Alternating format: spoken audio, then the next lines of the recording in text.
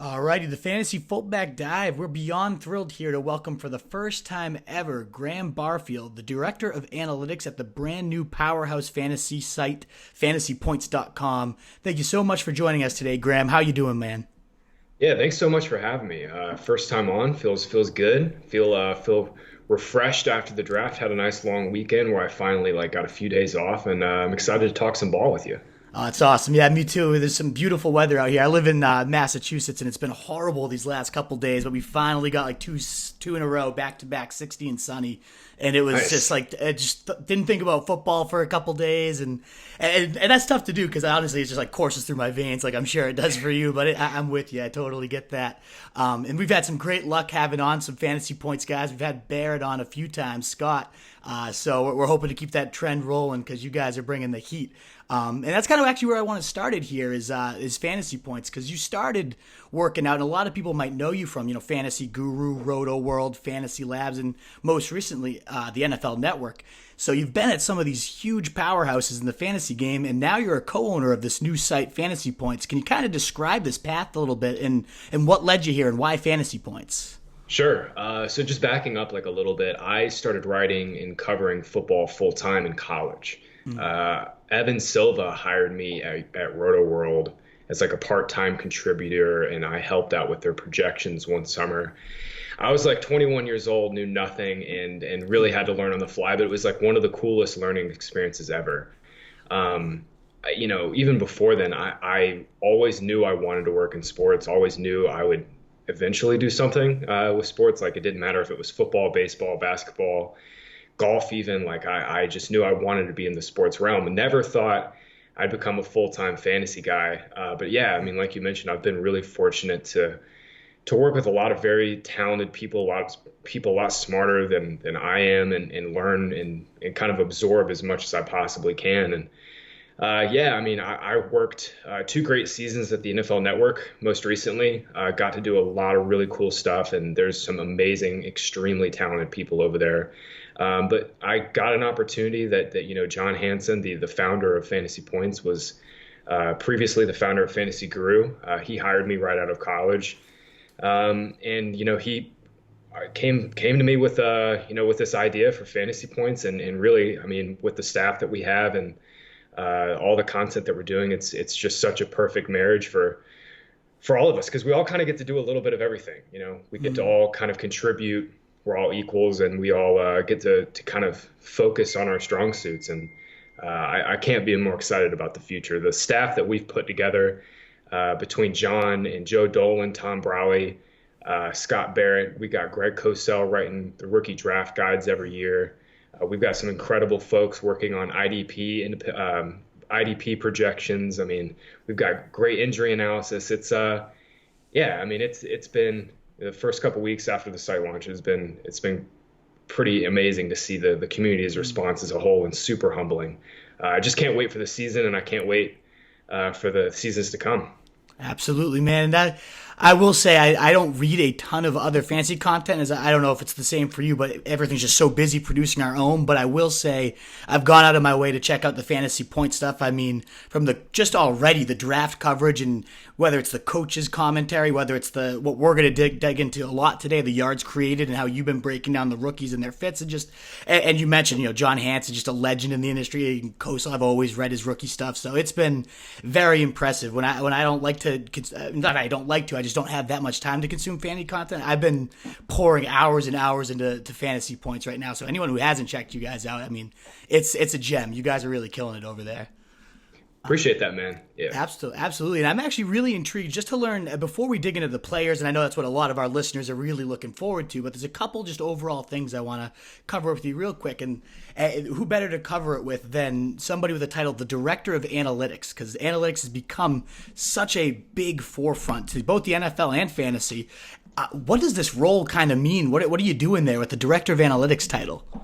Yeah, it sounds super fancy. That was a John Hanson special. I am not one to give myself titles or anything like that, but John made both Scott Barrett and I the director of analytics at Fantasy Points. So we're both the co-directors, both co-owners.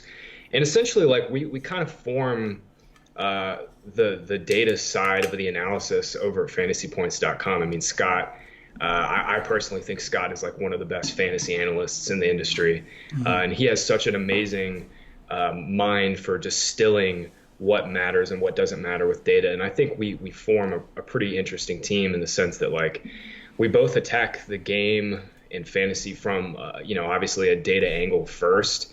But I would say with yards created, I definitely take more of a film aspect too into my analysis. And I think we kind of, view the game in a similar way, but we both have like our little strong suits, I guess. Absolutely. I think that's an interesting point too, that you like to dive into the film just as much as the data, because I feels like there's a divide sometimes in the industry. Like you're either a film guy or you're a stats guy, and like there's no middle ground. And I just don't get that, why it's that way. I don't get it either. I mean, you should be an information person. Like exactly. You should be looking for the most relevant information that's going to give you a leg up on your opponents. And like, you don't have to have one or the other. I mean, there are people out there that like just don't trust their eyes, so they strictly go off data. So I totally understand that. There's other people out there that, don't necessarily, aren't great in Excel or just don't feel comfortable analyzing data in a super in-depth way, and they just trust the film. So I understand that, but to not have at least a blend of both in your process is selling yourself short. And honestly, like, you're kind of missing out on, maybe learning a new skill. I mean, there's ways to train your eyes to understand, how players are deployed on the field. At the very minimum, you should be looking into seeing how coaches are using their players on the field, and that's something that data can't necessarily capture. Absolutely. I think I always kind of fell in early on to the film, I guess, the eyeball test kind of guy. When I first started playing, wasn't really producing my own content. I just kind of like to watch the players, and I've become almost addicted to the stats now. Like I definitely like both. I especially like when the stats inform what I'm seeing on tape. And so I'm totally with you. Like if you can get a leg up in any way, whichever way you're getting the information, it's always a good leg up. That all being said, though, like, I feel like the industry is getting there's tons and tons of information, whether it's a different type of predictive stat and whatnot. And we just obviously reference Barrett a lot. He likes to call it kind of the noise, right? There's tons of stuff out there. What do you kind of take on this wealth of information? Like, and is there certain things that you really truly trust, or stats that you just feel like that much more factors, whatever it might be? Like, what do you think is the truest or strongest indicators of fantasy value? Sure. I mean, we live in this, this space now in fantasy. Back when I started in like 2012 or 2013, I can just remember, I mean, that was back when people thought that, you had to be 6'3" and 230 pounds to play wide receiver, and that running backs still mattered, and like you had to run the ball to win games in the NFL. And I think the fantasy space has done a lot to prove and kind of push narratives. But now we've gotten to a point where and this is kind of a blessing and a curse. Like we've gotten to a point now where charting data and the analytics in the community has just gotten so much better and so much stronger that people are looking into or looking a little too deeply into the details. Like I can remember back, like I said, 2012, 2013, when I first started doing this, like the idea of getting Jimmy Garoppolo's play action passing numbers at that time I would have sold. I don't even know, like the amount of money that I would have paid to get that type of information back then. And Pro Football Focus had it, but like, it's become a lot more readily available. And now I think we've gotten to a point where, because there's so much information readily available, I think the best models and the best statistical projections that you can make are the most simple ones. And in fantasy football, the only thing that really matters, like I can sit here and talk to you about how running backs look, how I think their traits will translate to the next level. I can sit here and wax poetic all day about that. But at the end of the day, the only thing that really matters is opportunity. And if your projections are not centered around who's going to be getting the ball and at what parts of the field, if your model and your projection system does not start around those two key facts, then you probably need to go back to the drawing board.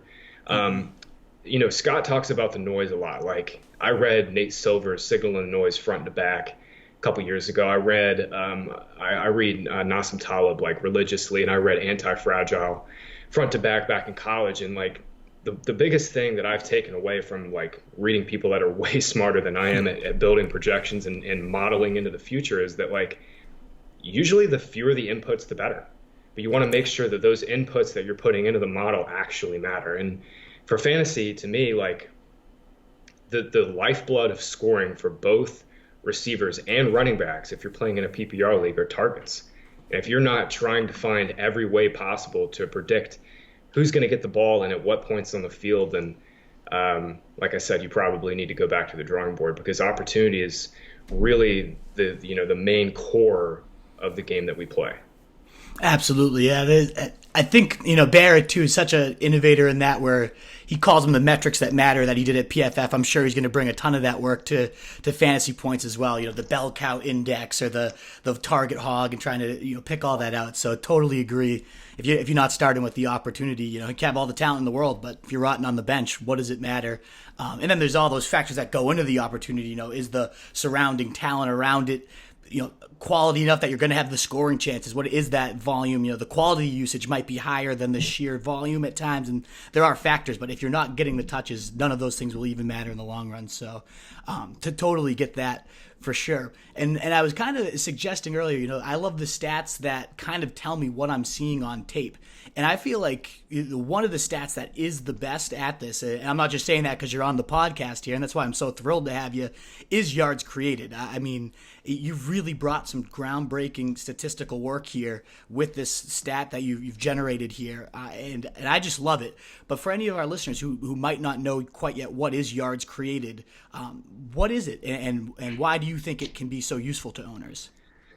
Sure. Back 5 years ago, I'd listen to podcasts, read articles, and say, I read these very talented writers and great scouts say, oh, this back has very good vision, or, oh, he creates on his own, or, oh, this back really forced a lot of missed tackles, but they weren't really putting data and context to their statements. And look, I mean, we can all sit back and watch Clyde Edwards-Helaire chop up linebackers and put guys in blenders and understand that he's very good at making defenders miss. But all I wanted to do really was put data and context behind college players.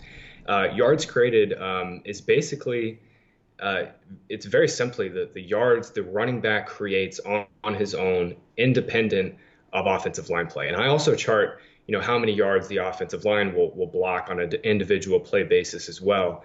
And look, I mean, running back and offensive line play will never be fully divorced. Running backs, especially in the NFL, are highly dependent on their offensive lines. And I mean, these defenders in the NFL, especially now, are so fast and so good to the edge that offensive line play is extremely important in the running game. That being said, it's kind of different in college football. I mean, it's a different game. The hash marks are wider. The defensive lines that these guys are playing against are just not as talented, and the offensive lines, on the same token, are not as talented. So I think it's kind of a different lens and a different game in the sense, in the college game with these running backs, because look, we can all sit back and look at game logs and see that JK Dobbins ran for 1,000 yards in 3 straight seasons and was a monster at Ohio State. But I think it's important to know, JK Dobbins can create on his own. He's not just a guy who ran behind a great offensive line and didn't face a lot of good defenses in college. I think yards created really, it's not a perfect metric by any means, but it definitely gives a lot more context to how players win and what their production really was like in terms of like a baseline towards college averages that I've charted over the last 5 years. And when you say charting it, like, what exactly is your process? Are you watching every carry that these guys take and then mapping it out? Are you picking select games? What goes into this type of process? Right. So I watch all 22, the coach's film on. Usually what I try to do is a minimum of 6 games of a final year. If I can't get a couple final games, I'll push it back to this year prior and chart those too. But really, yeah, I mean, it's like you said, it's every snap. I'm watching every play, watching every run, watching every route run. It's a very meticulous process. It takes quite some time. This past year, I kind of got a little bit of a late start because of obviously everything that's going on in the world, but also I was changing jobs and stuff. So I didn't really get to like fully dive in until like a couple weeks after the Super Bowl. But yeah, it usually takes me a solid couple of months to get a full class done, and it's a lot of fun. You learn a lot, from I went into this with like, I went into this project never expecting it to be 5-6 years later still talking about it. Like I honestly was kind of following Matt Harmon's footsteps with reception perception. I reached out to him and he gave me a lot of great intel with this, but for the yards created process. But yeah, I mean, it's kind of turned into this year-round thing not year-round, but at least 4 or 5 months during the draft season. And yeah, it's definitely a lot of fun. I get so excited to do it every year because I learn so much about not only the players and the running backs that are coming into the the NFL, but I also learn so much about football and how teams are deploying players. It's a really fun exercise. Absolutely. No, and that's why, again, we're just so thrilled to have you on here, is because very few people out there can say they've seen as much of the players we're going to discuss as you have, and just the understanding of the running and the overall picture, just like you just hinted at, of the running back position, not just as a runner, but in the receiving game and overall evolution of offenses. So I'm thrilled to be able to kind of pick your brain here. Let's just kind of prove the concept here that it has been useful and talk about, over these last 5 years of doing the stat, who are some of the NFL players who've kind of tested the highest that have translated, and it's really shown through the yards created metric? Right. Going back, my first ever draft class was the Zeke year, 2016, and he absolutely shredded in yards created. I think he's still I just pulled it up. He's still, fifth in yards created per attempt. I've now charted over like 60 running backs or something like that for yards created. He's still fifth in that in yards created per attempt. But yeah, I mean, it's definitely, look, I mean, like I said, I never went into this thinking it would be a projection stat. I always thought it would be more of a descriptive stat to show this is a running back that actually is creating on his own. But the top guys are kind of a cream of the crop talent-wise in the NFL right now. Joe Mixon leads the database in yards created per attempt. Darrell Henderson is actually second. But Kenyon Drake was third. Saquon Barkley's fourth. Zeke, as I mentioned, was fifth. Anthony McFarland is sixth. We'll get to him in a little bit. Yeah, I like McFarland quite a bit. But, I mean, even rounding out some of the top 15 is Alvin Kamara, Kareem Hunt, Christian McCaffrey. I think the two biggest ones that stand out to me, and maybe the three biggest ones that stand out to me that kind of maybe highlighted that these guys could be, either really good NFL backs or they're just very underrated in the draft class, were all in the same 2017 class, and that was Hunt, McCaffrey, and Kamara. I had Dalvin Cook actually at number one in that class, but I loved Christian McCaffrey, and people were debating in that class, if you can think back, if you've been following long enough, but people were saying Christian McCaffrey couldn't run inside, and yards created really showed that he's a very good inside runner, and I think the NFL has also shown that. But I mean, even Kareem Hunt and Alvin Kamara, both of those guys were third, fourth round picks in the NFL, and in terms of yards created per attempt, I mean they're both top 10 still. I think it's definitely highlighted some unique talents in kind of the mid rounds of drafts as teams are figuring out that you don't have to draft a running back early. I think this metric kind of maybe highlights some of the third, fourth, fifth round guys that go kind of unnoticed, I guess, to the general public. But I think yards created does a good job of highlighting who's actually talented in that range and who's not.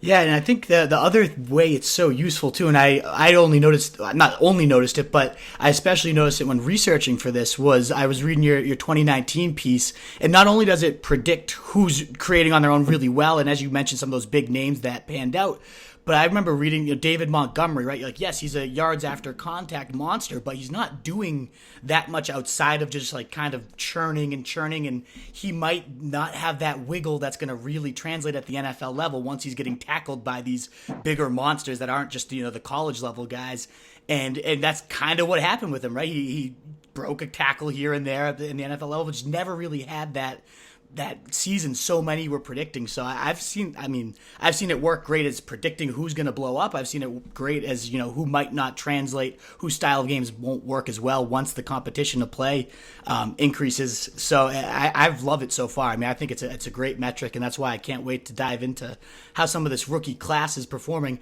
Have there been any big misses yet where like you're like, this guy's a bona fide lock, or this guy's not creating at all, and he either, you thought he was going to be a lock to produce and just kind of stunk it up at the NFL level, or somebody that didn't look like they were going to be a yards created machine and is now churning? Yeah, I mean, there's a few. Sony Michel is probably the number one guy that stands out to me. He yards created really illuminated. Like Nick Chubb and Sony Michel were both they came out in the same draft class, obviously both at Georgia. I liked Chubb and Michel very equally, but obviously injuries have been the biggest thing for Michelle. Joe Williams, if you can remember that name, that's an old name. Kyle Shanahan drafted him back in 2017. Banged the table for him. You couldn't not have him. He was apparently, he was banging the table for him to draft him apparently. And look, anytime Kyle Shanahan drafts a running back, I my ears perk up, just because I think he's a genius in terms of his run game scheme. But yeah, Joe Williams really popped in yards created. Injuries again, kind of ended his career. The one kind of swing and a miss that I think I've made was John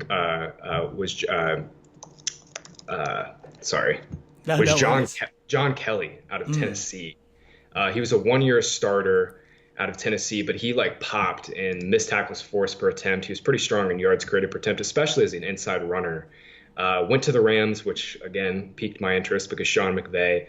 But he just has not panned out, has basically not played at the NFL level at all. But yeah, John Kelly is probably the one miss I think that yards created has missed on simply because, and I think it's a miss just simply because he was like a 1-year starter and played behind Alvin Kamara, and he had a couple really nice games for Tennessee, but ultimately it was like a really small sample size for him. Yeah, so for the most part, this metric has been knocking it out of the park. So it's good to hear. And I mean, I'm a Pats fan, so you brought up Sony Michel, and you just said injury. He just does not look like that guy we were seeing at Georgia. I was so excited when we drafted him, and that Alabama, it was just like, this is the guy, and now he's going to be our back. He had that knee injury in the preseason, and then we haven't seen the same Sony, which is devastating because I'm with you. I love the guy coming out, and I'm sick of him beyond belief at this point. And I think it is the knee just never has been right since then. Exactly. So, who knows? But let's get into the rookies, which is a lot of people are going to be really interested in this class. It's that's what the buzz is at this moment, is this 2020 rookie class. I've been reading a ton of excellent praise on him. I personally think it's a great class, but in terms of just as an overall group, what do you think after you've been doing all these charts for the last 5 years? How do they kind of stack up? Sure. This class is, to me, it's on par with the 2017 class in the sense that the top end is just absolutely money. And now that we have landing spots, I especially feel really strongly this is the second best draft class that I've personally charted. 2017 was just absolutely loaded. I mean, we had Joe Mixon, Christian McCaffrey, Leonard Fournette, RIP. I mean, it was just a loaded class. Dalvin Cook, and even on the lower end, Aaron Jones. I mean, some of these guys have really popped in the NFL. I don't think this class is as deep, but at the top 4 or 5 guys is about as good as you could possibly get. Let's take into some of these names, and at the top of that list, the first guy taken is Clyde Edwards-Helaire, and most are generally considering him that rookie 101 lock, and tons of that's because of the landing spot. Obviously, the Chiefs are as explosive a juggernaut as you can have. Mahomes is vouching for the guy, and potentially a high volume role with Andy Reid's kind of history here. But just beyond all the dreamboat surroundings, what about Helaire himself kind of makes this fit so perfect, and how do you project him doing in the NFL level? Right. I thought there was an outside chance the Chiefs took a running back at 32. I thought they might just go defense and get a corner, but they made all of us fantasy geeks happy with the Edwards-Helaire pick. I mean, it's just a dream spot. I mean, I tweeted this out a couple weeks ago, but I think Clyde Edwards-Helaire is the second best route runner I've personally ever watched over the last 5 years among running backs. Christian McCaffrey is still number one, and McCaffrey is just a little, I think he's more versatile and a little more explosive, and he has a little more long speed than Edwards-Helaire, but like very few running backs have the understanding at how to separate and generate leverage against linebackers than Clyde Edwards-Helaire did. I got a chance to watch all four of his games against Alabama, Clemson, and Auburn. And Edwards-Helaire caught 28 balls for 243 yards against some of the best linebackers and safeties in college football. I mean, these are guys that are going to be playing on Sundays, and some of them were even drafted. Edwards-Helaire just has an unbelievable understanding of how to create separation with his feet and with his quick. He's so twitchy. He's such a twitchy mover.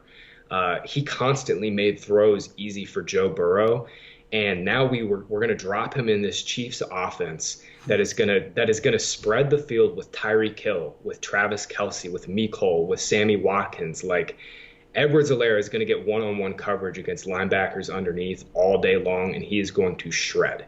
As a pass catcher, the fit is perfect. I also think Yards Created illuminated that Edwards-Helaire is probably a better inside runner than most people give him credit for. He created more yards per attempt on his inside handoffs than Dioner Swift, A.J. Dillon, Cam Akers, Zach Moss. I mean, some of those guys, especially Dillon and Moss, are considered to be very good inside runners, and Edwards-Helaire was more creative. Granted, he definitely ran into fewer stacked boxes, and LSU was primarily running out of the shotgun, so there's definitely some more space for Edwards-Helaire to create naturally. I just love this fit. I just absolutely love this fit. You nailed it at the top. I mean, he is the runaway 101.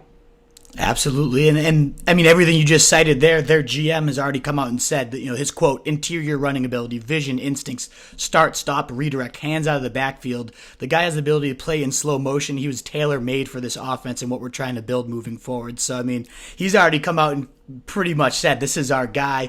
I do see some concern by some because of Damian Williams. Like, should we be nervous about him at all? Do you think Helaire just steps in and is immediately the horse here? What's your expectation there? Right. I mean, I like Damian Williams as a player. I mean, I was vouching for taking Damian Williams like the early third round of redraft leagues last year. So I mean, I'm definitely a fan of his and think if he had stayed healthy last year, he definitely would have been a top 10 running back. But you don't take a running back at 32 overall to give your look. Damian Williams is a fine player, but he's not in the same talent conversation as Clyde Edwards-Helaire, especially as a pass catcher. I think we'll see week one at minimum a 60-40 split in favor of Clyde Edwards-Helaire, and I think we'll see that gap widen. If you look back at 2017, the year Kareem Hunt came into the league, Spencer Ware got hurt, but they basically used Kareem Hunt as an every down player except in like 2-minute situations where Hunt was left into pass block. Hunt was not a great pass blocker, and I still think the jury's out if Edwards-Helaire can be a good pass blocker, but I think there's a legitimate chance that we see by the end of the year Edwards-Helaire playing like 75-80% of Chiefs snaps just because he provides so much, just another mismatch nightmare in the passing game. It's just going to be really hard for the Chiefs to take him off the field. I mean, the Chiefs are the number one most pass-heavy team in the NFL. I mean, if you look at like first and second downs last year, the Chiefs were passing 65% of the time. And if that sticks, like Edwards-Helaire is going to catch 55 balls like in his sleep this year, and he has a chance for like 70 or 75. Absolutely. And that's kind of how Reed operates too. It's very rare that I get the committee's been kind of annoying as of late, but I think it's just because he hasn't had his guy. And exactly. We all know the quote at this point, Brian Westbrook, they studied the film together, and then Reed came out saying Helaire is better than Westbrook.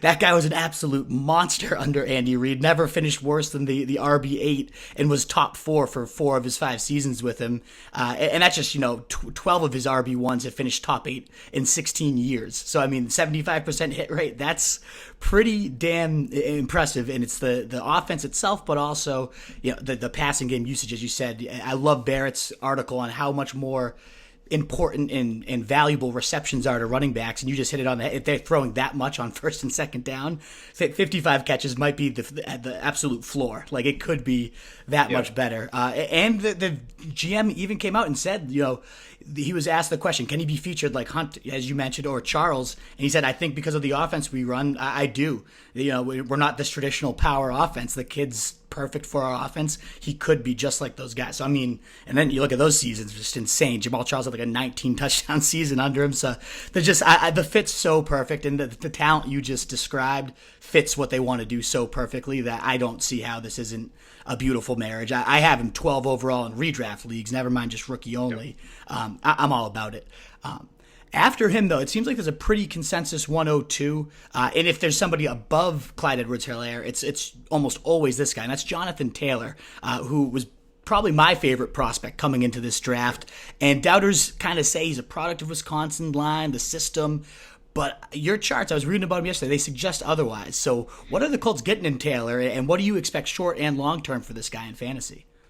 I was with you, by the way. I had Taylor as the RB1 in this class pre-draft. I never thought I would move off Taylor as the RB1. Like, I thought he'd go pretty easily, top 40. He went 41. I thought the landing spot would be perfect for him. I thought he'd be the first running back off the board, but alas, he wasn't. I went into Jonathan Taylor's tape. Like, obviously, we've all seen enough Wisconsin ball to know that Taylor was a baller. But when I was studying him, I was really interested to see just how big of an advantage Wisconsin's offensive line was. And they definitely are better than the college average. Like, if you're just looking strictly at yards blocked per attempt, the metric that I chart, like, they're slightly above average, but they were definitely not a juggernaut offensive line. A.J. Dillon and Dioner Swift both saw significantly more yards blocked per rush than Jonathan Taylor did last year. And I wrote about this on FantasyPoints.com. I wrote a Jonathan Taylor profile on his fit with the Colts, and just looking back at, through some of his yards created numbers. And, not only was Wisconsin's offensive line, they were good, but not great. They also used a fullback a ton. Last year, Wisconsin had a fullback on the field on about a third of Jonathan Taylor's carries, and Taylor was actually more creative with the fullback off the field. Now, that probably has a little bit to do with personnel. When you don't have a fullback on the field, you're typically spreading the field a little bit more. You might get fewer defenders in the box, so there's a little bit of like context that's needed there. But I really struggle when people say, Taylor was a product of a great offensive line or a great scheme. I just don't think yards created showed that. I also have a hard time when people say Taylor does not have a lot of elusiveness. I chart missed tackles three different ways. I chart them through speed, power, and elusiveness. And elusiveness is, it's Clyde Edwards-Helaire's game. That's what he wins with. He don't win with speed and power, but Jonathan Taylor can win with speed, power, and elusiveness. I had Taylor charted with slightly more missed tackles forced per carry by elusiveness than speed and power. The fit with the Colts is just absolutely bananas good. I mean, look, we can debate all we want, and much smarter people can debate the pick, the value of the pick, all they want, but I'm just excited to see an extremely talented and creative back behind the most talented offensive line in the NFL, and that's all we can ask for fantasy football. And you're charting the Taylor. I know you talk about pass protection and all the receiving game work in addition to creating as a runner, and tons of people are drawing to the fact that Rivers loves to pepper his running backs. He's certainly not an Austin Eckler or Danny Woodhead like we've seen 100 reception type of seasons out of. But did you see anything about Taylor's receiving game that tells you, hey, maybe this guy could handle an additional 30, 50 catches or so? Right. So again, like, some context is needed about the way Wisconsin runs their offense. I mean, they were the third most run-heavy team in the Power 5 last year. They called a run on 59% of their plays. Boston College, A.J. Dillon's team was at 63% run-heavy, and if you flip it, like LSU, FSU, Vanderbilt, like all these other programs were pass first. When Wisconsin did pass, they tried to get the ball to Jonathan Taylor last year, and it worked. Taylor was targeted on like a third of his routes last year, which is the highest rate I've ever charted for a running back. And he was actually only second in the class to Zach Moss in yards gained per route run. So Wisconsin schemed the ball to Taylor in the passing game last year, try to get him the rock out in space. And when they did, it was pretty damn good. I mean, Taylor got 26 balls for 250 yards, had 5 scores. Like, I talked about this in my article, but like, it's kind of I view this as almost the same way as when Melvin Gordon came out. Like, Gordon did not catch the ball at Wisconsin, but the Chargers and Phillip Rivers turned him into a very good pass catcher. Actually, I think Melvin Gordon is a much better pass catcher than he is a rusher. I think Taylor has underrated 3-down appeal in Indy. It'll just come down to Frank Reich. And I just don't think Frank Reich views a bell cow back as a necessity in his offense. And frankly, like, that's the smart approach. You should want to keep your guys fresh. This year, I think Taylor and Mack will be a 1A, 1B type committee. And we might even see Nyheim Hines' role phased out, and we'll just use Mack and Taylor more in the passing game. Absolutely, yeah. And with Marlon Mack, he does have a little bit of an injury history too, so I definitely see this being that 1A, 1B, but if he goes down, it could be this, exactly, right? Like, behind that offensive line, if you're getting 70% of the touches, I mean, if that offense takes that next step with Rivers there, that could just be, a fantasy season winner. So, definitely long-term, Mac's a free agent coming up this year, so we know that, but a lot of people, might be overlooking the fact that this guy's year one upside is enormous. Like, RB1 upside, and I think it's a matter of when he takes over this backfield to monopolize, 50 to 60% of it. We'll see. But I love him too. So everything you highlighted there is just getting me excited over here. The next guy on my list, and I'm intrigued to know who you kind of have number 3 in terms of your rookie running back rankings. But for me, it wasn't really much of a debate, even though it is for everyone else. I have Dobbins just like a clear number 3 for me. Am I wrong to be so? You're nodding to suggest otherwise, but what's your take on Dobbins, both for redraft and dynasty? Dude, I'm so with you on this. Like, when they announced that pick, look, I hadn't worn pants like during this quarantine at all. If I were wearing pants, my pants would have been off after the Edwards-Helaire pick. They especially flew off my body after the Ravens took JK Dobbins. My God, you want to talk about a perfect fit? It's JK Dobbins with the Baltimore Ravens. Look, any running back that runs with Lamar Jackson in the same backfield it's a cheat code. Lamar Jackson, because he's so fast to the perimeter and because he's so good off play action as a passer, Lamar Jackson does not get nearly enough credit for how good of a play action passer he's become. He is incredible, not only at manipulating linebackers at the second level with his legs, but also with his eyes. And the Ravens' run game centers around Lamar's reads, not only in play action, but on RPOs. And last year, JK Dobbins ran more RPO than any running back in this class. Nearly 60% of the carries I charted for Dobbins were RPO reads with Justin Fields. And JK Dobbins absolutely shredded. I wrote about this on FantasyPoints.com. You can read a little bit more in depth into why I love the landing spot so much. But JK Dobbins, man, like, Jonathan Taylor was the best inside runner in the class, but J.K. Dobbins was a very close second in terms of yards created per attempt. Dobbins was the only one of 2 running backs in this class that created above average yards per attempt on both inside and off tackle carries. I had questions about Dobbins' ability as a receiver, almost the same questions I have as Jonathan Taylor as a receiver. So he probably won't be used much in the passing game with the Ravens. Especially this coming year, because when Lamar is, looking to pass and, his first couple reads aren't there, he's scrambling. He's not going to try to check it down. He's going to take off and run and pick up yards. So for fantasy, I think Dobbins' ceiling is just a little bit capped long-term, simply because I don't think he's never going to be a high volume receiver, but on the ground, my goodness, J.K. Dobbins, RPO ability and one cut ability to explode through the hole and make second level defenders miss. It's seriously something that dreams are made of. For fantasy this year, Mark Ingram is not going to go away. He's 30 years old, but he was still extremely good last year. I think they're going to form a pretty vicious 1-2 committee where we'll see Ingram get 210 carries and maybe Dobbins get 150. That'll be pretty gross for fantasy this year, but for dynasty, man, buy all the J.K. Dobbins you can.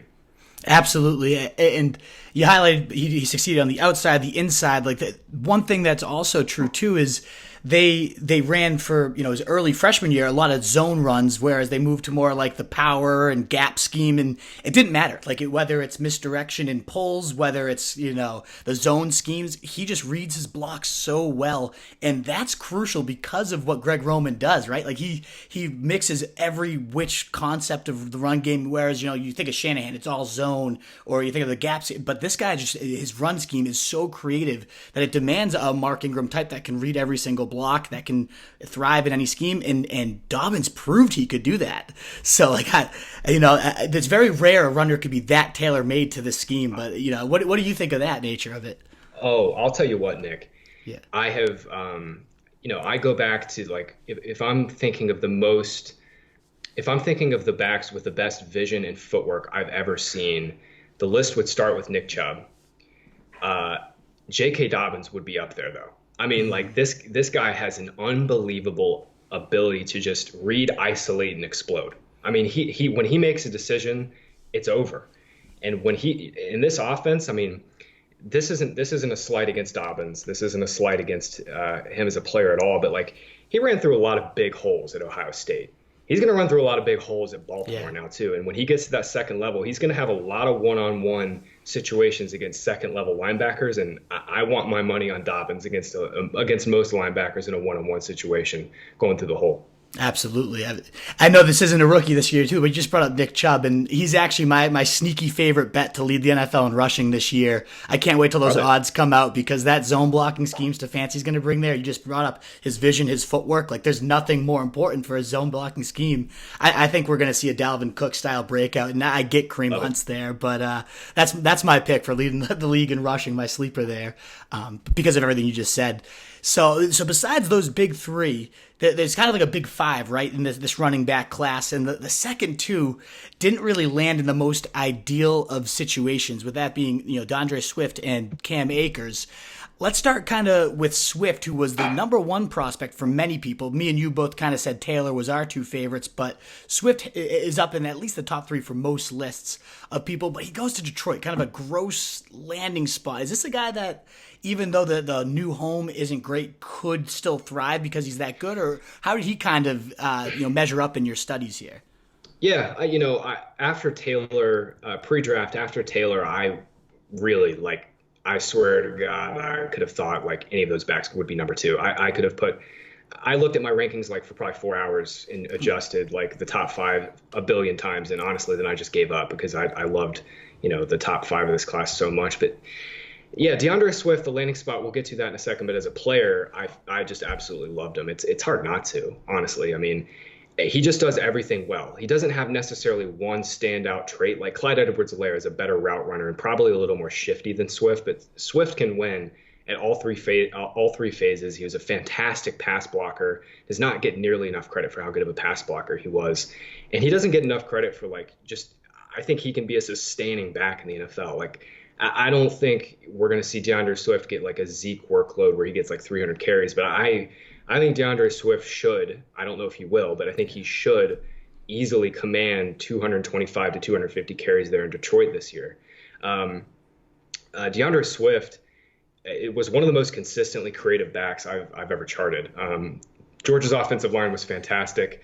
They were number two in the class in yards blocked per attempt. But Dioner Swift was just consistently great. He created 5 or more yards on 34% of his carries at Georgia this past year, and that's in the same tiers Alvin Kamara, Saquon Barkley, Josh Jacobs, Sony Michel, who we talked about, Kareem Hunt, in terms of consistently creating yards on his own.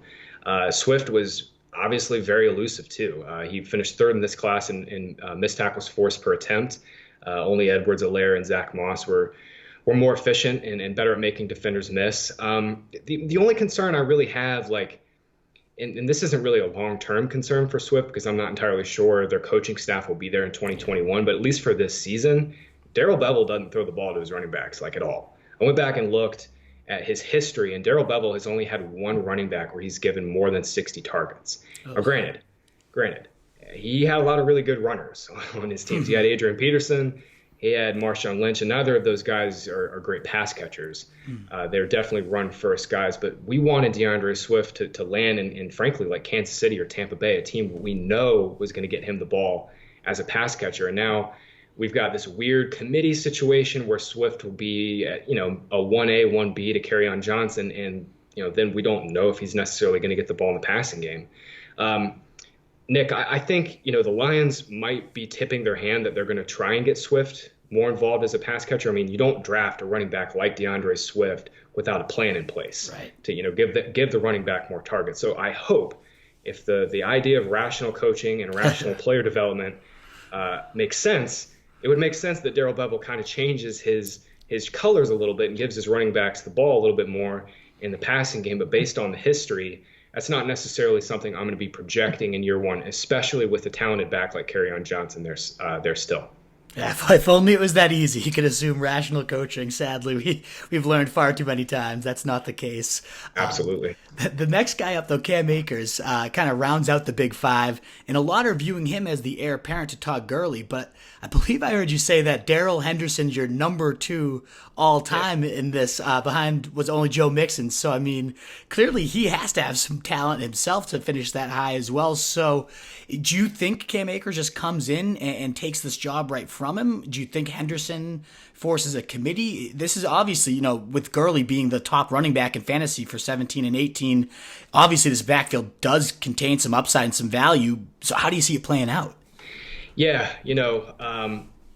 I was hoping I was wrong about Cam Akers, but before the draft, I was afraid that teams would view him as just like the 1A of a committee. I thought Clyde Edwards-Helaire or Jonathan Taylor could be workhorse backs in the right scheme. And of course, now they're going to the right scheme. Yeah. Cam Akers is not. Darrell Henderson coming out of Memphis was always going to be a little bit of a project because Memphis's offense, the way they play, the way Memphis ran the ball is pretty far. I mean, very few teams can do what they do in terms of their zone and in terms of their zone game and their power game. I mean, they're just constantly moving offensive linemen to create space. And Darrell Henderson just absolutely exploded through huge holes there. Very talented back. But Cam Akers, man, at the very least, he is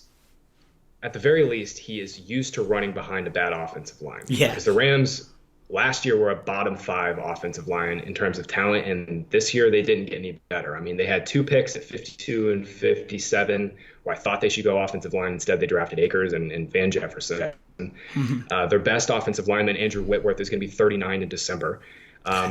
Akers at Florida State ran behind the worst offensive line I've ever charted. I mean, in terms of yards blocked per attempt, they were dead last. Akers was hit behind the line of scrimmage on nearly a third of his carries. He just had no chance behind that line. Akers is very, very agile, an extremely good athlete.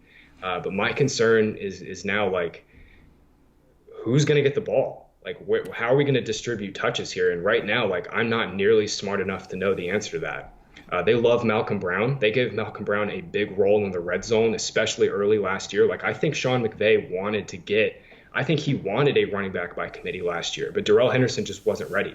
I watched every carry of Henderson's in the preseason and regular season last year, and especially during the preseason. He looked so slow and clueless. He just did not know what he was looking at. I hope that'll change this year, maybe an off season of studying the playbook and studying the blocking scheme and understanding where to look will help him. But I think last year the Rams wanted to go with the committee with Henderson and Gurley being the 1A, 1B, and Brown mixing in as a change of pace back. And I think they're going to do that this year with Akers as the 1A, Brown as the 1B, and then Henderson as the change of pace guy. And frankly, any of those 3 backs, I put Brown probably last on this, but any of those 3 backs could break out at any point and be the bell cow. But I just don't know if that's the way the Rams want to play this thing. Nightmare indeed. That sounds horrendous, and it's kind of what I'm projecting right now too, unfortunately. So I hope one of them takes it by the horns, but I don't see that happening for fantasy, unfortunately. One guy that a lot of people are thinking will take the backfield by the horns, a rookie, is Keyshawn Vaughn going to the Bucs, and that was probably the number 1, if not at worst number 2 spot that we were all sitting here waiting. Who's going to go there? If it wasn't going to be the Chiefs, it was the Bucs that we all wanted a running back to land. And I guess this is wasn't as flashy as if it had been Swift or one of these big five guys. But could Keyshawn Vaughn potentially be a major factor here? Is he going to take this job from Ronald Jones? What do you think in this Tampa Bay offense for him? Yeah, I wrote about this on FantasyPoints.com. I think Keyshawn Vaughn is just a better prospect than Ronald Jones coming out. I mean, he created more yards per attempt. He was better in the passing game in terms of yards per route run, and he was a much better pass blocker. And that final point matters. We can go back and forth all day about running back roles in the passing game. Should they pass block? Does it even matter if they're good pass blockers? Because most of the times, if you're a good receiver, you're not going to be pass blocking as a good running back. Yeah. But Keyshawn Vaughn is a damn good pass blocker. Dioner Swift and Zach Moss led this class in pass protection execution rate. But Keyshawn Vaughn was a very close third. And on tape, he showed a very clear ability to anticipate and square up to block to oncoming blitzers. And for Tom Brady, a guy who can't move in the pocket anymore, he wants a running back there that he knows he can trust as a protector. And I think Keyshawn Vaughn, we won't get rookie mini camps. We probably won't get training camp. But I think when the time comes, Vaughn will prove himself as a good pass blocker. And that might be the way that he earns the 1A role over Ronald Jones. I've always been lower on Ronald Jones' talent than consensus. But he really did bounce back last year. I thought he had a pretty nice bounce back season, went over 1,000 total yards, flashed some of those good plays that we saw out of him from time to time at USC. But I think it's pretty clear, the Bucs spending a third round pick, once you adjust for how teams are adjusting their own value system for running backs, like a third round pick for a running back is a pretty sizable investment in today's NFL. And I think Keyshawn Vaughn will at worst be like a workman-like 1A lead in this committee where he gets like 12 to 15 carries per game. And Ronald Jones is more in like the 8 to 12 carry range. But I think Vaughn has 3-down potential for sure. And within this offense that was third highest in scoring last year and could potentially, if Brady still has it, go up. I mean, a 3-down role would be enormous upside. And Nick, Scott Barrett put together a great press conference review article over on the site. And Jason Light, their GM, lit up about Keyshawn Vaughn. Like he repeated himself like 3 times saying Keyshawn can play all 3 downs. We expect him to play every down. Like they saw something similar that Keyshawn can play every snap. And at Vanderbilt, he played on over 70% of his team snaps. Like running backs typically do not play workhorse-like, snaps like that in college football. But I mean, Vaughn was on the field nearly every single play for Vanderbilt this past year, and I think he can do that for Tampa Bay.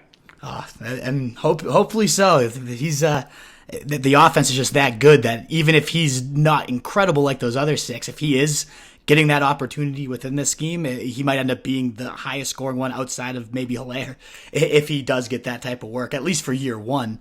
I got a few other backs listed here, and more. Their questions are more kind of tied to the NFL veteran they're kind of invading here, except for Antonio Gibson, kind of like maybe the most polarizing guy here. Very minimally used, only I think 33 touches in college, but obviously you can't argue the explosiveness here.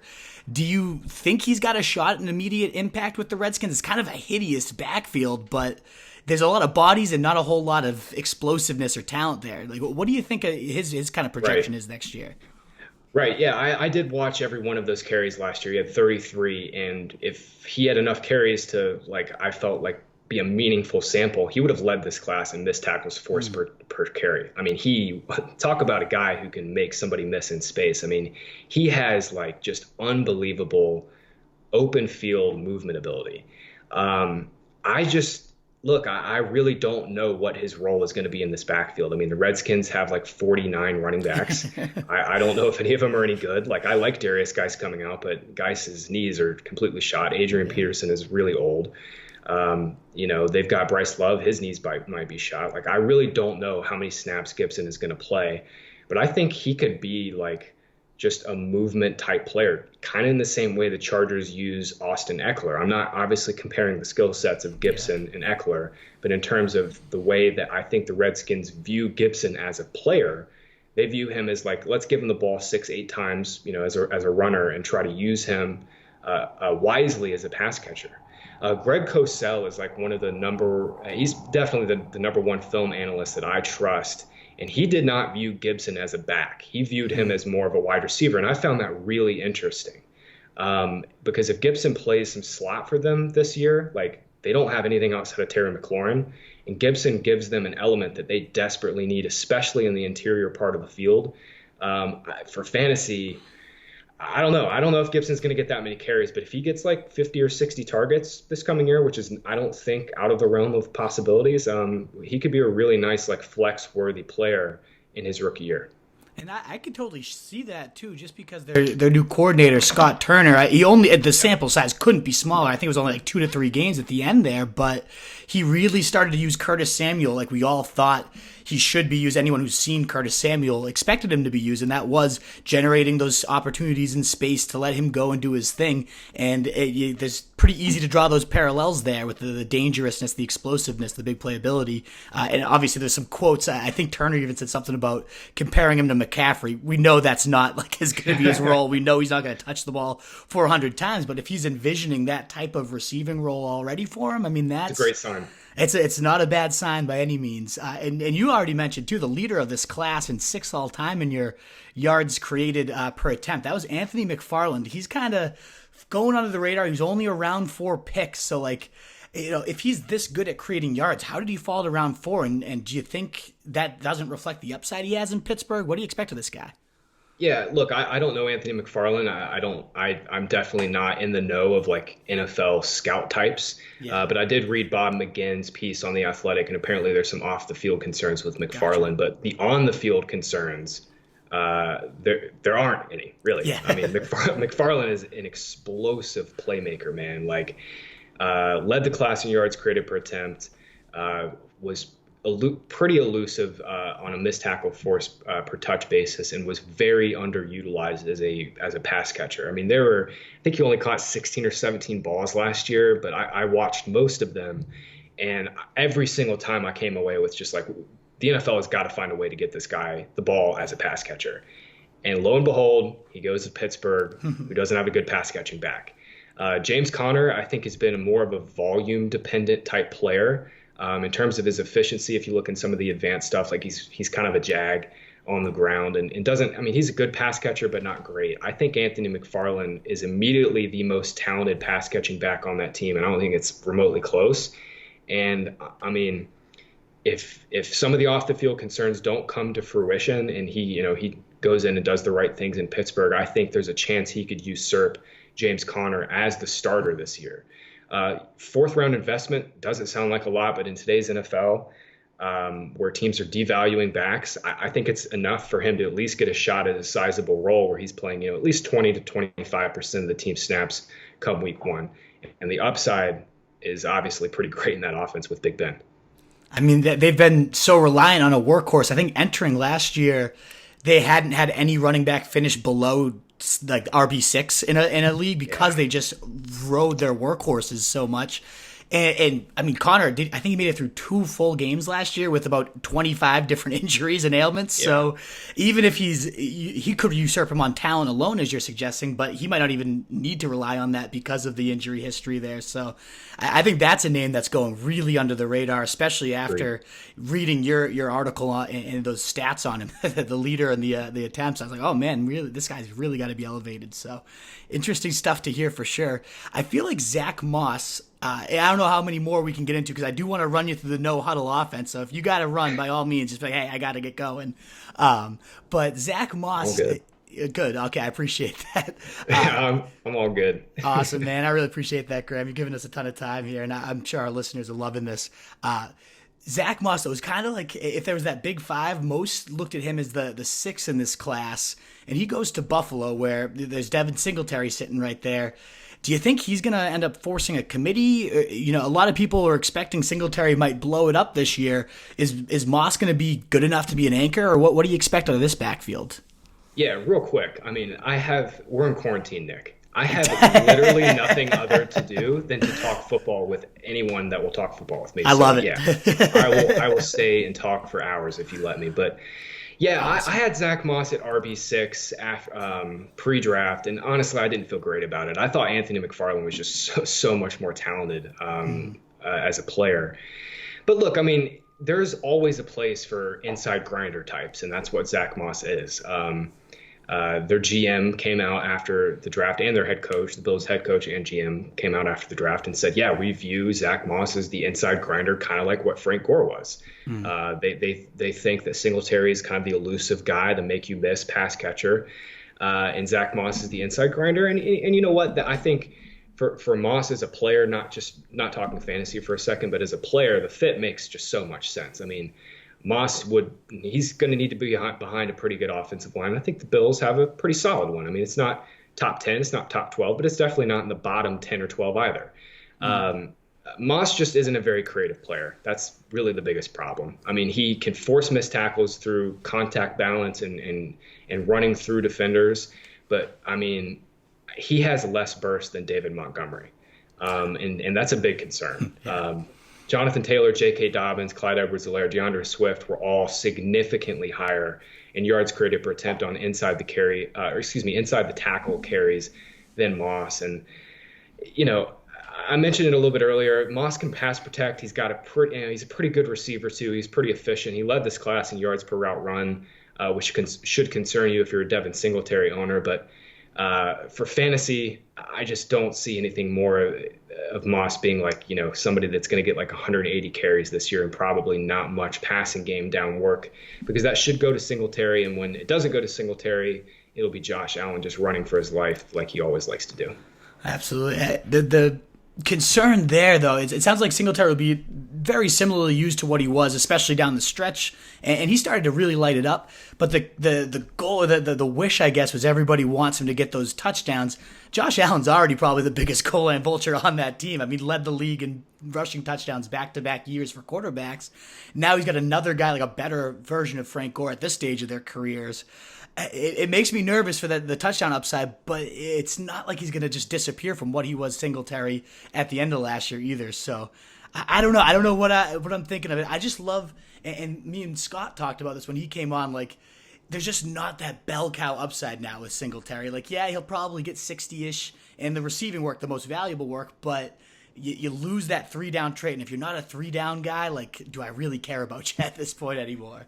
And not only that, the 3-down stuff is, he's definitely not going to be on the field in all 3 downs. Moss is going to get some early down stuff. But like you mentioned it, Josh Allen's their goal line back. Over the last 2 years, he leads that team. He leads the Bills and carries inside of the 10-yard line, and it's not close. Like they run the ball with Josh Allen when they get in close. And with Singletary, man, like he has like very little touchdown upside now, because when they're not going to run the ball with Allen near the goal line, it'll probably go to Moss first, you would think. I mean, Frank Gore was second on that team in the last couple of years and inside the 10 carries. So yeah, tough day out there for Devin Singletary truthers. Definitely. And I think, you know, even more so that we kind of knew Singletary had a vulture already there, but I'm actually more worried for this next guy, and that's Aaron Jones. And I mean, the Packers, obviously, whatever you want to say about their draft, they're being bashed, and rightfully so. But I think the worst pick, you know, Love, whether he's the guy or not, who knows? But they go and get A.J. Dillon at the end of round 2.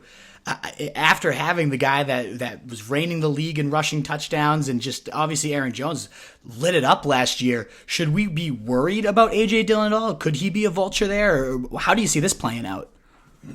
Look, I don't ever pretend to know more than GMs, or even like a third of what GMs know. I just think, look, we in this fantasy space, like, we go off the data. There's a lot of very smart men and women in the space that at times come off as like they think they know more than coaches and GMs.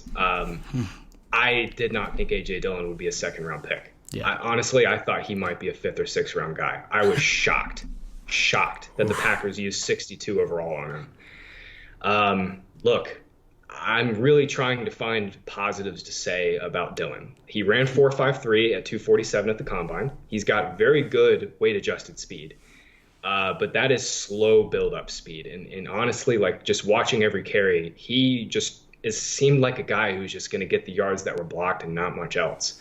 Boston College's offensive line opened up a class best 1.9 yards blocked per attempt. Dillon was dead last in this class in missed tackles forced per carry, and he really never added too much as a passing game in the passing game. Jonathan Taylor, he was last. Dillon was last in the class in routes per game, He saw like less than 2 targets per game. I don't understand the pick for a 2020 perspective where this Packers team should be going all in around their veteran quarterback like the Bucs and Colts and Saints are doing with their veteran quarterbacks, but they didn't. I guess maybe they view this as an indictment on Jamal Williams. Both Williams and Aaron Jones are going to be unrestricted free agents after this year. So perhaps they are just kind of viewing Dillon as like maybe their inside grinder type for the future. But from a value perspective in the NFL draft and from like a player perspective, I'm struggling to find ways to talk positively about this pick. Absolutely. It's a horrendous pick. But it also, as you said, we've referenced a few times, the draft capital the team put into him suggests, like, whether we view him one way or not, they clearly like him.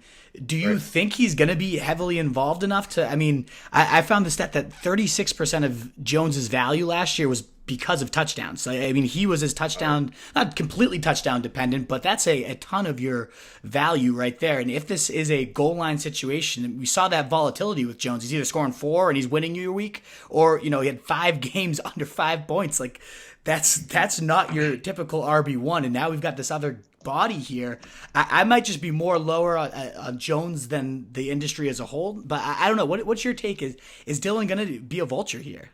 Yeah, Aaron Jones, if you look at some of the efficiency metrics on the ground, is one of the most, if not the most efficient running back in the NFL. Success rate, yards after contact, missed tackles forced. He is always at or near the top of those lists. Mm-hmm. My hope for fantasy, because touchdown regression is coming. Aaron Jones scored 19 freaking touchdowns last year. It's on whatever it was, 260 touches. That's not happening again. Right. He would be lucky to get 8 this year. My hope is that they view A.J. Dillon as a Jamal Williams replacement. Jamal Williams got 100 carries in 14 games last year. Mm-hmm. They give Dillon those carries and then funnel all of the targets that Williams was getting and give those to Aaron Jones. Because Aaron Jones, not only is he a great runner, but he has flashed amazing ability as a pass catcher. There were a few games last year where Matt LaFleur schemed him targets as a receiver. And it's just where the hell has this been all year long? Because Jones he might still very well be their second best receiver on that team. I love Jay Sternberger. I'm a Jay Sternberger truther. I think Aaron Jones might be the second best receiver on that team. And I guess the hope for fantasy is that they make A.J. Dillon their number 2 runner, replace Jamal Williams, and then just give, most of the targets that Williams was getting to Jones, because Jones is just the better player.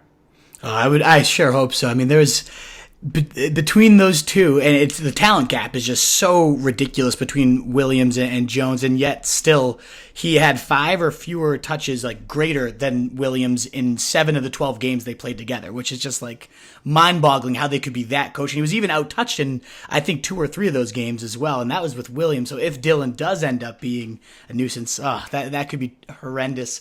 I do hope he gets that receiving volume, because I've been very negative and blind to the fact that, hey, maybe this could open up, even if he loses some goal line volume, maybe it does open up the receiving work, because I've had a hard time finding optimism. And I owned Jones last year, and we all kind of have our players we love after they light it up for us. But, man, I don't know. I'm getting real nervous about this. He's kind of that guy I'm not touching in rounds 1 or 2, and there's no way he's going to fall to the 3rd, so I'm probably not going to have any Aaron Jones again, which sucks, because all those things you just cited about him, so fun to watch and such a great player. So hopefully he finally gets the work he deserves next year. Or maybe he gets it this year. Who knows? But I'm nervous for him. The other guy that could potentially carve out as a rookie a goal line role is Josh Kelly, coming into the Chargers here. I'm trying to figure out this backfield, because obviously we've seen how valuable Melvin Gordon's been these last 3 or 4 years. We saw what Eckler did last year, and it's just Anthony Lynn's offense seems to scheme a ton of work, both and that might be Rivers too. I know he has a tendency to throw to his running backs, but it is a very running back centric offense. Now that they've also hyped up Justin Jackson a ton this offseason. So, is this a 3-headed nightmare? Is Eckler, should we be nervous about his value at all? What do you make of the Chargers backfield next year? Yeah, to me, I'm actually going to go back and chart Kelly officially, but I watched enough to kind of get a feel for the player before the draft, because I thought Kelly would go day 3. I just wasn't sure how early. He's, kind of just a classic downhill guy. No nonsense. He's going to pick up what's blocked for him.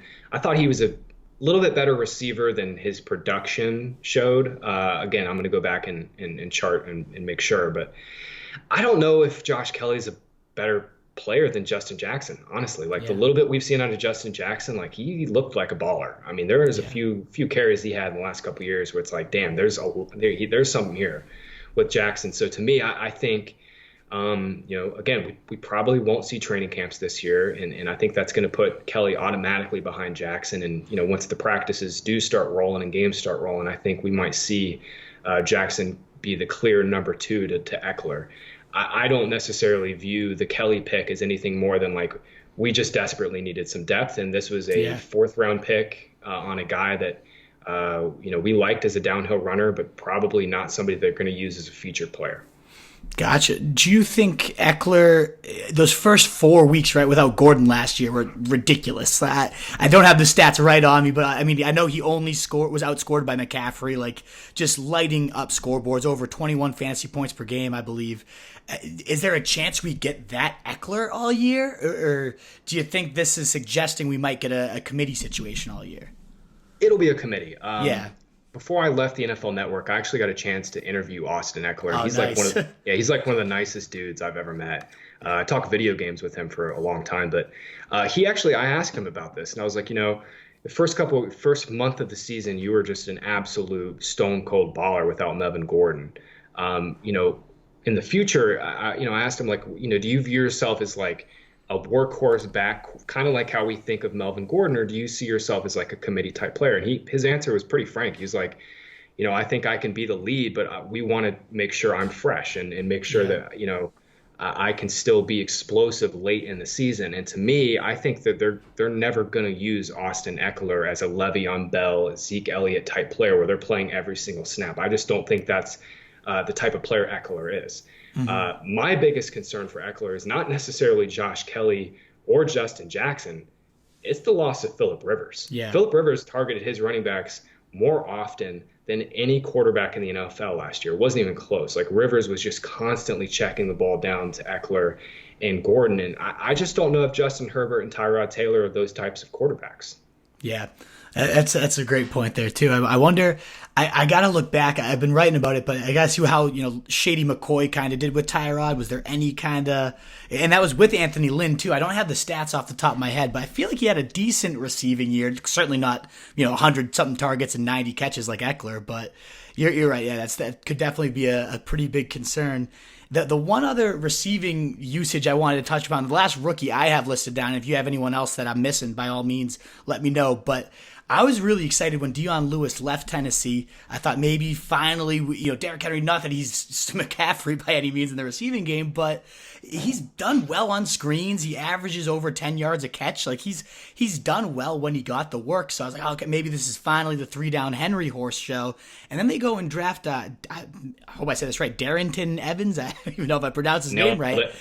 There we go. Sweet. But is this a receiving back? I don't know much about this guy at all. I kind of just wanted to pick your brain. Like, what's this guy do? What's he do well? Is he a threat to Henry's usage at all? What do we think? Sure. I got to preface this. I was born in Boone, North Carolina. That's where App State is at. So I grew up going to App State games. So I've watched quite a bit of Darrington Evans over the last couple of years. And App State has been, I think, now to 5 straight legit bowl games. So back when I was watching them, I mean, they were they were Division II, never getting any buzz, and now they're getting actual buzz and being ranked inside the top 20. So it's cool, and it's really cool to see Darrington Evans get the love that he deserves because he's a great player. I never thought Evans would be a featured back in the NFL, though. I always thought he would be when I was watching him and as I got through the process and I charted all of his games and stuff, I came away with this guy could be a really good starter for a few games, but he's more than likely going to be just one of the best change of pace backs in the NFL. And I think this is a perfect landing spot for him. Evans is just a jitterbug, man. In the open space, if you've got some time to kill, just go pull up YouTube and watch a couple of Evans games because it's really fun. He looked like the best player on the field pretty much every single game at App State. What I found really interesting about the fit after the draft is that App State runs a ton of outside zone. Like that's the basis of their run offense. And the Titans are the most outside zone team, in like one of the most outside zone heavy teams in the NFL. So I think they viewed Evans not only as like just a good change of pace back to Henry, but I think they just viewed him as a great fit for their offense. I mean, he's like the complete opposite of Henry. Henry's like 250 and runs through everybody. Evans is just like kind of a jitterbug and kind of like a lightning rod. I think they could be a really good 1-2 tandem, but I think it's pretty clear that Derrick Henry, he's going to get the rock his 18 to 22 times per game, and they'll use him a little bit as a screen player. And Evans will just be an upgrade on Dion Lewis, at least for this season. Gotcha. Is there any? I mean, we look at Henry and we kind of look at him as this like unstoppable force. He'll never get hurt. But if he did go down, like, is there a handcuff? Like, could Evans shoulder everything? Do you think? I think he could. And honestly, I mean, the Titans don't really have much behind them on their depth chart right now. They could go get a veteran guy. I don't know if they will, but I think Evans could. I think he's. It looks like right now we'll see what the Eagles do with their backfield, see if they add a back. But I think, the idea of a handcuff is like a 2010 idea. It just doesn't exist anymore. Like handcuffs don't exist. But Darrington Evans is about as close to a good handcuff as you can get. Gotcha. Is there any other backs we've missed here, or should we move on to the last part of the interview here? No, let's do it. Let's get to the last part. Yeah, that's what I figured we covered as many as possible there. I appreciate it. And you're gonna actually be the first one I do this with in 2020 because I always like to wait till after the draft. We can kind of see what depth charts really look like. And you're the first. We call them the Wolf No Huddle. So you're gonna lead us off here, and it's really just a quick gut reaction. If you feel like expanding on any of your answers, of course you're more than welcome to. But we're just kind of looking for that name that pops in your head when I read it. It's kind of fill in the blank style. So you ready to let it rip? Let's do it, man. Alrighty. So after McCaffrey, the number 2 player in 2020 draft should be Saquon. The next Dalvin Cook, aka a second round back who then is top 5 in 2021, will be my dude Miles Sanders. Favorite fantasy team name you've ever seen? Oh man. Can it? Oh boy. There's a few. Man. Can we come back to that one? Because I have so many. We can absolutely come back to that one, yeah. And this is my first time doing that one on this. It's a tough question because so many of the best names are often like digs at your opponents or like, get personal with it. So I totally understand if it's like there's not a clear one that it's going to make sense to any of us. But yeah, if anything pops to mind before the end, definitely let us know. Alrighty, so we talked about the next Dalvin Cook. What about the next Chris Godwin, kind of a round 4 or 5 receiver that just explodes into this elite target hog? Terry McLaurin. 2020's Mark Andrews or breakout tight end will be? Oh, there's no other Mark Andrews. There's no other George Kittle, too. I loved Kittle super late 2 years ago. God. I think Hayden Hurst has like a really outside chance at doing it, but I don't feel as nearly as strongly as I did about Andrews last year. The most hated NFL player for fantasy-specific reasons for you is... Taysom Hill. God, Taysom freaking Hill. He is so annoying. And it is the most polarizing like Twitter player of all time. You say one bad thing about him and you've got the Taysom Hill community on you.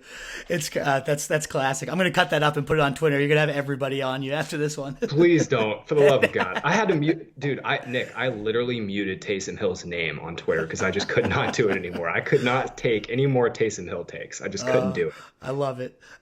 So there probably won't be another Lamar Jackson or Pat Mahomes level breakout, but if any quarterback was going to do it, who would it be this year? Kyler Murray. And that'll be a consensus opinion, but it's the right one. Which early rounder, 1 or 2, is going to bust the hardest? Early round, 1 or 2 is going to bust the hardest. Aaron Jones. Probably. Those touchdowns are going to that touchdown regression is going to hit hard. And if A.J. Dillon and Jamal Williams are both involved, it'll be really, really hard for them. Absolutely. Who do you think gained the most fantasy value during this 2020 offseason? Clyde Edwards-Helaire. I mean, my goodness. He went from like being the 109, 110 in dynasty drafts to being the 101. Conversely, who do you think lost the most? Man. That's a tough one. Probably Marlon Mack. I guess That's my I would answer. probably, Yep. yeah, I would probably say Marlon Mack. I would also maybe put Damian Williams in that conversation, but I think we kind of all expected the Chiefs to at least add a back. The Colts using 41 overall and moving up to get Taylor Yeah. was definitely a surprise. So yeah, I'd go Mack. Absolutely. In most lists, A.J. Brown's kind of the top of the sophomore class for wide receivers. So who do you think should go after him among second-year receivers, or even challenge his top spot if you think there's someone better out there? Yeah, McLaurin. I think second-year receiver, McLaurin. I love it. Target hogs or workhorse backs? What do you like more? I mean, workhorse back to me, yeah. Yeah, workhorse backs. I mean, there's just fewer of them. Yeah. There's just fewer of them. Over the last 3 years, Kamara, Connor, and Eckler have all kind of had top 5 seasons despite falling past round 7 in fantasy drafts. Who's that going to be in 2020? Oh boy, I don't know how much you have been looking at like running back after the top 4 or 5 rounds this year, but holy crap, dude, it just falls off a hideous. freaking cliff. It's really freaking bad. I think I'm going to go running back in like most leagues. If 3 of my first 4, if not the first 3 straight, just to, like you said, the drop off's huge. But if there's anybody that catches your eye out there, and honestly, the going running back heavy, the first 2 to 3 picks, that's going to be my main strategy in most of my leagues too. I'm going to go super off the board because I just love the player, but I'm going to say Anthony McFarland. I just think if there's a chance that if James Conner doesn't get hurt, he might be the best player in that backfield, and if Conner gets hurt again, then it could be lights out. Love it. What about the ideal league settings for you? Yeah, for Dynasty, I've been playing in a lot of super flex leagues, and I think that makes a lot of sense just because, like, in one quarterback leagues, pretty much everybody has the same roster construction. But in super flex, definitely opens up kind of the way, I don't know, it opens up just a totally different avenue of theory. So if you haven't checked out a super flex league, both for Dynasty and redraft, I'd definitely check it out. Love it. What about after Michael Thomas, which receiver should go next? Oh, Nick, I have a super hot take. Devontae Adams he should maybe go ahead of Michael Thomas. Really? Yeah. Do you want to tell us that take real quick? That's my guy. Devontae Adams might be walking into legitimately 200 targets this year. He was on pace to get 170 last year, missed 4 games, was going to get 170. Packers didn't add any receivers. Devontae Adams and Michael Thomas, I think, are in the same tier. I think it's that close. Love it. The most important coaching move for fantasy purposes this offseason is going to be blank for whose value? That's a tough one, man. Yeah. Let me think about this one. My guy, while you're thinking, I love Joe Brady going, even though he's not the head coach, I love what he could potentially bring. Like, if I look at who could be the next McVay style guy, like that just comes in and the offense is completely turned around. I like him, and I like what they've built around him there. But I don't know if you see anybody else making a huge impact. Yeah, Brady was the first one that comes to my mind too. I wanted to go a little off the board. Yeah, I'll follow you. Honestly, I think it makes the most sense because what Brady did with Clyde Edwards-Helaire, especially on angle and option routes, Christian McCaffrey is going to run. He's going to run circles around some of those linebackers.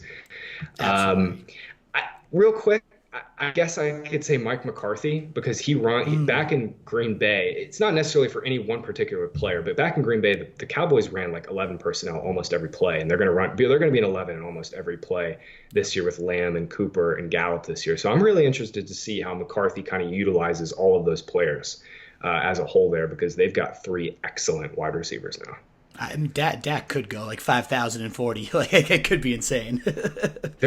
Dak was the QB2 last year in total fantasy points. Now, granted, that's because Mahomes missed some time, but Dak has an outside chance at being a top 2 quarterback again this year, even with Jackson and Mahomes there. I think his MVP odds, not to get off the script there, but my buddy loves tracking these, and I think it was plus 1,500 right now for Dak. So he threw down. Just stop. No, we want that value there. I got an 18-1 on Dak. Wow. Yeah. Wow, that's unbelievable. Yeah, if you can find it, go buy some Dak. Absolutely, right? He could just completely light that thing up this year. All right, so last couple here. So I won't leave 2020 fantasy drafts without getting blank. Terry McLaurin. Yeah, that's the guy this time, huh? I love I mean, it. for running backs though, like I'm if I don't get Miles Sanders or Clyde Edwards-Helaire or Kenyon Drake in the second round, like those are my guys in the second round this year. I do you do any auction drafts or Yeah, of course, yeah. that's kind of my goal this year. I will see, but I love that like tier of second round backs. Like I want three of them. Everyone blows their load for the $70 like bell cows, and then I'm gonna kind of swoop in and try to get three of those guys at least.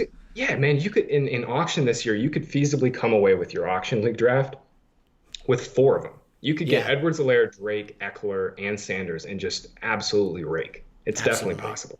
I love it. All right, last two here. So the opposite of that question, you'll never find blank on any of my fantasy teams in 2020. Leonard Fournette. That's same boat here. And so here we go. Funniest last place punishment or side bet you've either had to suffer or that you've at least witnessed in a league. The one that I had to suffer, I had, man, I want to say I was in like seventh or eighth grade. I finished dead last in a fantasy baseball league, got absolutely destroyed. Had to go to baseball practice the next day and had a sign that I can't remember. It was some verbiage of like I suck at fantasy baseball, and I had to buy everybody like food after the game. That's probably my favorite one. We once made a buddy though like drink. I think we made him drink like 8 beers in maybe 30 minutes for losing Nice. our fantasy football league, and that was probably one of the funniest ones I've ever seen. One that I had to do is I had to wear my buddy's Letterman jacket to like Thanksgiving Day, where like everybody's like at town and stuff, and I had to go out in like his jacket Great. and be like, yeah, this is my hero. Horrible. Yeah, I love a good fantasy side bet. So we'll wrap up here with your boldest 2020 fantasy prediction, and then just kind of a reminder of where our listeners can find your work and connect with you. Sure. Boldest prediction. I'll just stick with it. I think Devontae Adams is the wide receiver one this year. I think, look, Michael Thomas is an awesome player. He's going to get the rock a bunch this year. But the Saints have made some moves to get, Manny Sanders and Alvin Kamara will be healthy this year. They'll get the ball to Jared Cook. I think there's an outside chance I think people are going to view it as an outside chance that Devontae Adams could be the wide receiver one, but I think those two are really close. Nick, this was freaking awesome, dude. Thank you so much for having me on. Really, really appreciate it. You can always check out my work and the rest of our staff's great work at fantasypoints.com, and I'm on the Twitter machine at Graham Barfield. Awesome, great. I mean, I appreciate it so much. As excited as you were, this was like beyond anything I could have ever expected. You were so generous with your time. I get we're in quarantine and everything, but the insight you brought, like the predictions, the rookie evaluations, I truly don't think there's anybody that looks at rookie running backs. And I love your guy Greg Cosell too, but I love that combining both of your works over at Fantasy Points to get the picture of this running back class has been incredible, and just your work in general is amazing. So if for whatever reason you follow me and you don't follow Graham, like you got to make sure to do it because this guy is bringing the absolute heat. So thanks again, Graham, so much for the time today. This was incredible. Absolutely. Thank you.